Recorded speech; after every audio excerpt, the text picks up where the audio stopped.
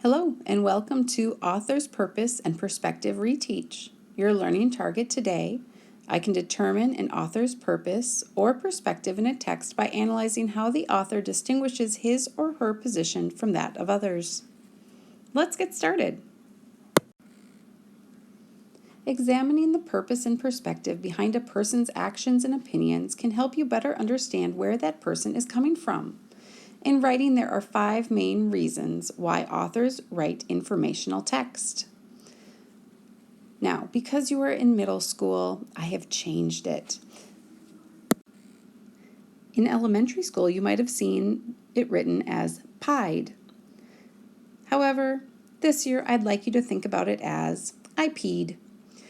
To inform, to persuade, to entertain, to express thoughts or feelings, to describe. If an author is writing to inform, clues in writing could be things like facts and statistics. Here's an example.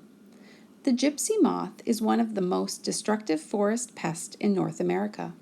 Since the mid-1800s, the insect has been most harmful to oak and aspen trees. Gypsy moths can strip a tree of its leaves in just weeks. Moths spread from tree to tree when they are caterpillars. They spin silk lines from tree branches and hang from the lines. Then they are blown by the wind to other trees. You'll notice I went through and highlighted anything that involved a fact or statistic about gypsy moths. There were quite a few. If an author is writing to persuade, clues in the writing could be opinion statements, evidence appeals to emotion, and calls to action. Here's an example. The aquarium is in desperate need of funds. Operating expenses have increased, and we must raise more money. Our expert staff is the best in the state, but they can't keep up the habitats without you. If you care about the aquarium, please make a contribution today. We and the sea creatures depend on your support. One opinion statement that they make is our expert staff is the best in the state. Here we see an example of evidence. The aquarium is in desperate need of funds. Why? Operating expenses have increased. They appeal to your emotion by saying they can't keep up the habitats without you. If you care about the aquarium, and of course, we and the sea creatures depend on your support. Finally, calls to action. We must raise more money, and please make a contribution today.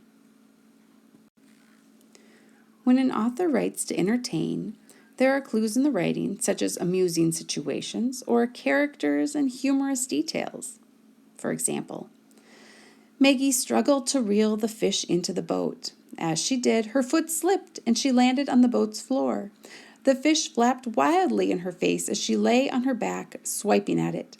Finally, she clenched the fish in front of her face. It was a 3-inch minnow. Maggie peered over the edge of her canoe to see her 4 brothers bent over laughing. "Ha ha," she said. Here we see an amusing situation. Her foot slipped and she landed on the boat's floor. The fish flapped wildly in her face. It was only a 3-inch minnow. When she peered over the edge to see her 4 brothers bent over laughing. The author even writes in the humorous "ha ha," she said, at the end. When an author writes to express thoughts or feelings, the clues they put in are the writer's personal feelings, descriptions, and observations of what's going on. Here's an example. When the storm began, I didn't think there would be any danger. It was just another downpour during the rainy season. But as the water began seeping through the windows into pools on the floor, my mother panicked. It went on this way almost a whole day. I was scared that we would lose everything my mom had worked for. For feelings, we see my mother panicked and I was scared. For descriptions, we see downpour during the rainy season. The water began seeping through the windows into pools on the floor. For observations, they say, when the storm began, I didn't think there would be any danger.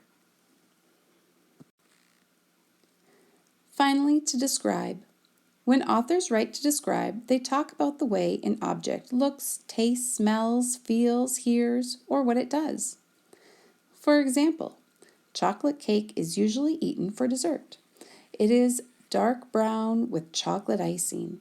On the inside, it is very moist and flaky. It is also tasty and sweet.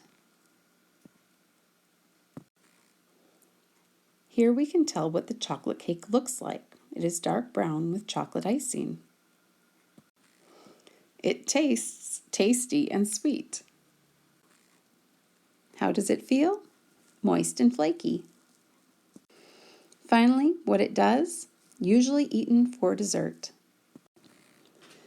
Let's see how you do. Go through and answer each question. Then unpause. All right, let's correct. If you said to persuade for number 1, number 2, to describe/inform, it could be either one. We don't know. We'd have to read further. It could be both. Number 3, to express thoughts or feelings. And finally, number 4, to entertain, you would be correct. Well done. Author's perspective. You can determine an author's perspective in 3 steps. First, analyze direct statements in the reading/passage. Next, examine language, the writer's choice of words and phrases, and tone, the writer's tone or attitude conveyed through those words. Finally, consider the author's background before determining their perspective. Practice 1. People who wanted to travel from the east to settle in the west in the mid-1800s traveled on the Oregon Trail in wagon trains. The trail started in Iowa and Missouri and stretched about 2,000 miles, 3,220 kilometers, to Oregon. Over 50,000 settlers made this long and dangerous journey. Not everyone who started the journey made it to Oregon. Many died from illness, accidents, and bad weather. What is the author's purpose? How do you know? It looks like the author's purpose is to inform us. How do we know? We see lots of statistics and many important pieces of information about the Oregon Trail. Here's a practice for you. I'll read it and then please pause to answer. As it is now time for my son, the prince, to marry, we shall hold a great contest to find the strongest and bravest princess in all the kingdom, announced the king.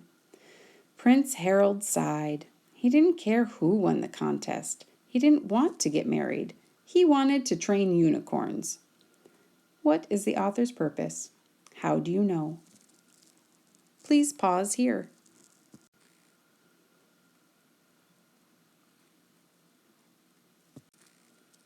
If you said the author's purpose was to entertain, and you picked out things like the prince had to get married and there was a great contest and he just sighed and he didn't care, you know it would be a pretty interesting story. So it's to entertain. This next practice is for you too. I'll give it a quick read, then make sure you pause. Marsupials are a type of mammal. Female marsupials have a pocket that they use for carrying and protecting their babies. Most marsupials, such as kangaroos, wallabies, wombats, and koalas, live in Australia. The only marsupial native to North America is the possum. What is the author's purpose? How do you know? Please pause and answer the questions.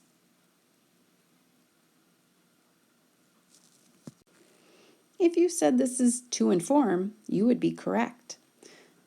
If you highlighted informational facts like marsupials are a type of mammal, they have a pocket, they carry and protect their babies, and the types of marsupials like kangaroos, wallabies, wombats, and koalas, not to forget the possum, You would have gotten this right. Well done.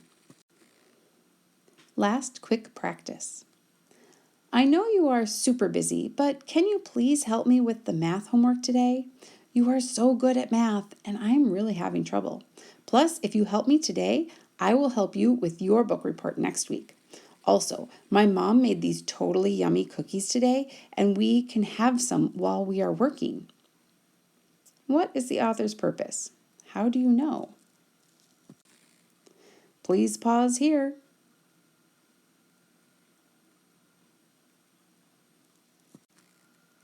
If you picked up on the fact that this author is trying to persuade, you would be correct. We see things like, can you please help? And you are so good at math. And I am really having trouble.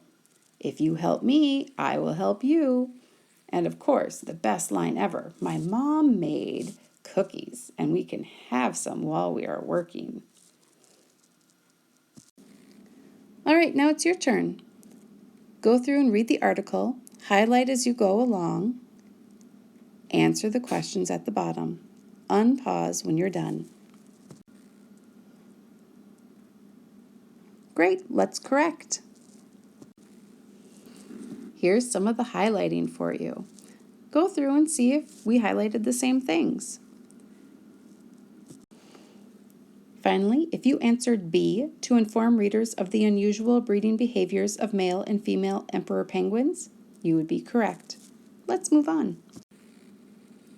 Read carefully, highlighting as you go, and answer the question at the end. Then unpause. So please pause right now until you're done. Check out our highlighting. See how you did. If you answered, to entertain readers with a short story about a young grumpy penguin, B, you would be correct. Well done. Read this article and determine what is the author's purpose. Make sure to highlight as you go. Pause now. I'm glad you're done. Let's correct. Go through your highlighting and compare. If you answered A, to describe the harsh conditions that male emperor penguins withstand to care for their eggs, you would be correct. Let's move on. You know the drill. Read carefully, highlight as you go, and answer the question. Pause now. I'm glad you're done. Let's correct. Make sure to compare the highlighting. Pause if you need to. If you answered C, to persuade the reader to help save endangered animals by working to stop global warming, you would be correct. You've made it. This is the last article. Read it, highlight it, answer the question. Pause now. Hey, I'm glad you're done. Let's correct. Go through and double check the highlighting. If you answered D, to explain how penguins' two feather colors help protect them from predators, you would be correct. Well done. You've made it. Your final task is to move on to the quizzes for practice with author's purpose and perspective. I hope that you have met your learning target. I can determine an author's purpose or perspective in a text by analyzing how the author distinguishes his or her position from that of others. Great work today. Make sure to turn in your worksheet to get credit for it.